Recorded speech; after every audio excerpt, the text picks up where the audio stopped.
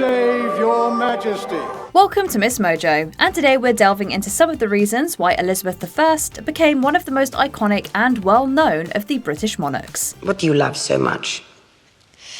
Your Majesty. Speak up, girl, I know who I am.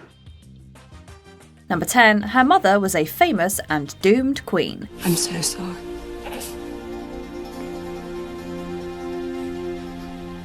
You and I are both young, and by God's grace, boys will follow. The 6 wives of Henry VIII are legendary, but if you're not a student of British history, it might surprise you that Anne Boleyn was actually the mother of Queen Elizabeth I. Who knows, Mistress Bryan? Perhaps one day this little girl will preside over empires. Henry's doomed second wife. He destroyed England's relationship with the Catholic Church to marry her. Their relationship soured after she failed to produce a son, and he eventually had her executed. Wherefore I submit to death with a good will, humbly asking pardon of all the world. If anyone should take up my case,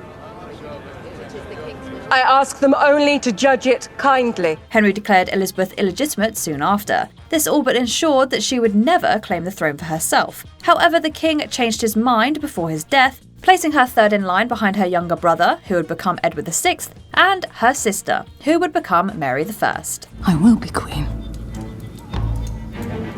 And I will cleanse England of Satan's beasts. Number 9, fluent in several languages. Like her siblings, Elizabeth Tudor's education was of paramount importance. Under the tuition of Roger Ascham, she learnt theology, history, and moral philosophy. Of her he wrote, "Her mind has no womanly weakness. Her perseverance is equal to that of a man, and her memory long keeps what it quickly picks up."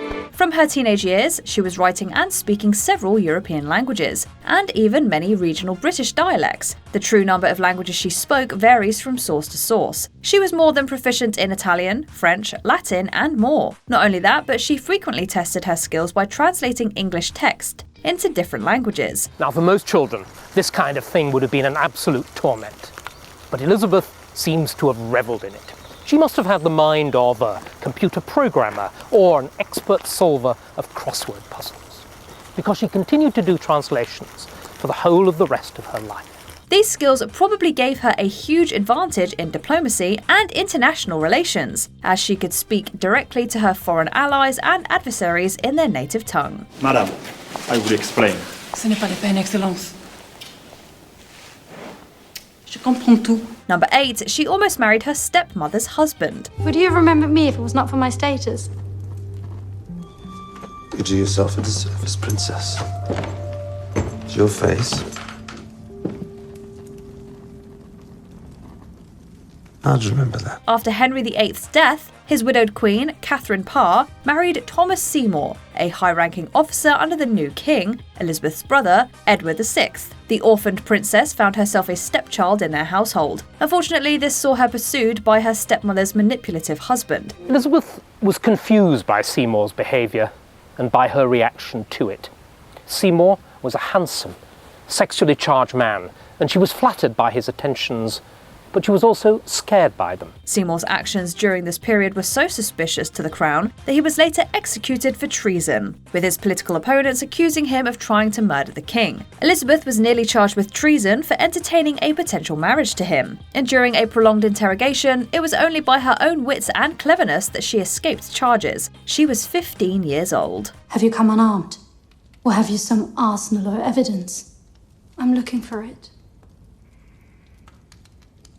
Present it to me. Now, please. Number 7, her half-sister almost had her executed. She escaped that treason charge, which could have resulted in death. But Elizabeth came much closer to death by another sibling, when her elder sister Mary ascended the throne. You are accused of conspiring with Sir Thomas Wyatt and others against her sovereign majesty, and are arrested for treason. I am commanded to take you hence from this place To the Tower! During Mary's reign, Elizabeth lived virtually imprisoned at Hatfield House. The Queen's devout Catholicism meant that Elizabeth's Protestantism was treasonous. Mary's hardline religiosity earned her many enemies, and all of them saw her sister as the answer to their problems. No one has come to anyone, Mary. I don't need to hear your lies. I don't need to hear your truths either. I'm just warning you. And believe me, it will not be a warning again. We do not decide who sits on thrones. God does. Do you want to pick a fight with him too? As well as with me? As long as Elizabeth was alive and Mary was queen, each knew they were in danger. Although Elizabeth had no involvement in the 1554 rebellion in her name, she once again narrowly avoided a trial. I do not think to be queen at all. You may return to your own house at Hatfield, but you will remain there under arrest until I am recovered. 4 years later, Mary would be dead, and Elizabeth would begin her reign. Number 6. Her reign was a golden age in the arts. Once Elizabeth took the throne in 1558, at the age of 25, the kingdom began to transform in ways that allowed the arts to flourish. And her courtiers took careful notice to cultivate her own interests as if they were their own. For many young aspiring courtiers, it became not only fashionable to toss a few ducats at a poet, but also to keep one on retainer. Elizabethan England saw a booming economy and the rise of romanticism in the arts. It also saw the emergence of now legendary playwrights, musicians, poets, and painters. Can a play show us the very truth and nature of love?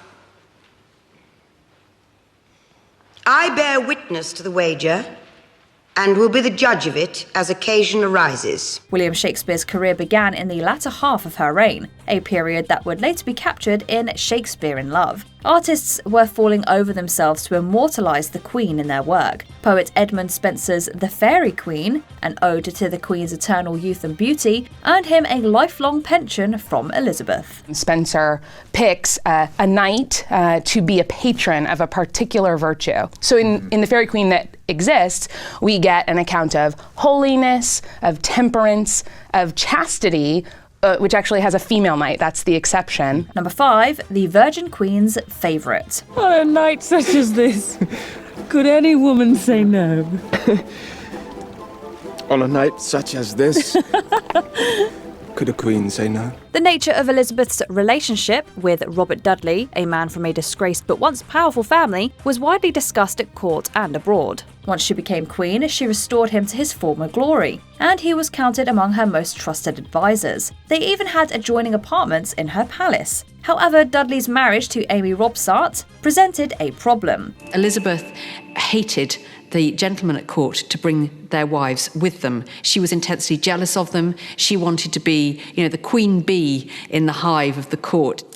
It was even more the case for Robert Dudley that his wife just would not be welcome in the presence of Elizabeth. Her sudden death led to speculation that she had been murdered to make a marriage between Elizabeth and Dudley possible. This, along with Elizabeth's insistence on not marrying a political ally, fueled damaging gossip about everyone involved. People were prosecuted and severely punished for gossip about the Queen. Some people said that they were lovers. Some people said that they were married. Some people even said that she'd had a child by him and the child had been hidden away. Number 4, she executed her own cousin. Threats to Elizabeth's power didn't end with the deaths of her siblings. I have forced myself to walk in the open freely among my people, and I have never known at which moment the pistol or the dagger would do its work. So make no jokes with me about death. Religious partisanship continued as many Catholics manoeuvred to install Elizabeth's Catholic cousin, Mary, Queen of Scots, in her place. Elizabeth initially considered aligning with Mary, especially once she was forced to step down from the Scottish throne. When the embattled Mary arrived in England for help, the Queen and her council had her imprisoned. If you forbid me to go to France, what will you do with me? I shall take you deeper into England for your protection. Then I am your prisoner. If you are innocent, what have you to fear? This didn't stop rebellions in Mary's name, and in 1587, nearly 20 years after she arrived in England, Mary was beheaded. The intrigue surrounding their relationship inspired several retellings in literature, on stage and on screen. Shockingly, the two never met in real life. You know I cannot. Did you come so far at such great risk, only to refuse me? Number 3, she never married. I will have one mistress here, and no master! Not only was it customary for women to marry in the 16th century, but Elizabeth I's reign and the stability of the Tudor dynasty was assumed to depend on it. While the moniker of the Virgin Queen may have been necessary to protect her reputation, Elizabeth's decision not to marry was often challenged. Will you give me some suggestion? For some say France and others Spain, and some cannot abide foreigners at all.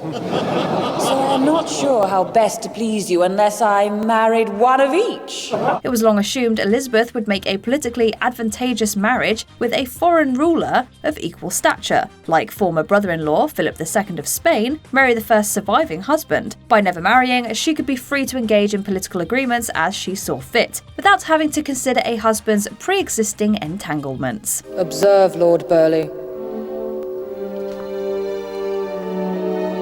I am married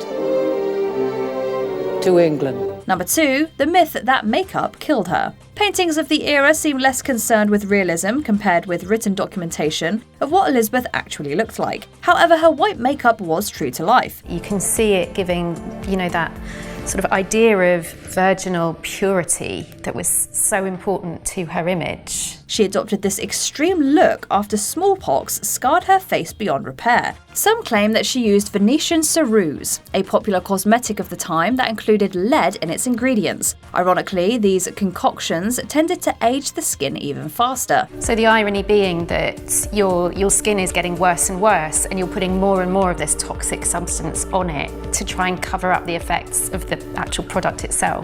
So then it gets worse and worse and worse, and you're in a vicious cycle. A myth that the blood poisoning that eventually killed her was due to the buildup of lead in her system over time has never been proven. But it's true that contemporary makeup and makeup removers were loaded with ingredients like lead, mercury, and other toxic chemicals. And eventually the moisture from your skin would react with those chemicals and slowly eat away your flesh.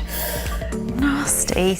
Before we continue, be sure to subscribe to our channel and ring the bell to get notified about our latest videos. You have the option to be notified for occasional videos or all of them. If you're on your phone, make sure you go into your settings and switch on notifications. Number 1, she never named a successor. When the Queen was approaching her 70th year, one of her closest companions noted that the talk of the succession every day rudely sounded in her ears. Despite constant threat of usurpation or rebellion, Elizabeth never named an heir to the throne in her lifetime. Without marriage or royal issue, the Tudor dynasty would die with her. There will never be a queen with more zeal and devotion for her country and her subjects. But it is my desire now to reign no longer than for your good. As she became more withdrawn and depressed in her final years, the topic of succession was handled, mostly in secret, by her advisors. In 1603, Elizabeth's death saw the arrival of James Stuart, King of Scotland, and the son of Elizabeth's former political rival, Mary, Queen of Scots. After 6 rulers, 118 years, and 45 years of sovereignty by Elizabeth alone, the Tudor era ended. I am mother to my people. God, give me strength to bear this mighty freedom. Did any of these facts surprise you? Tell us in the comments. I am your queen. I am myself.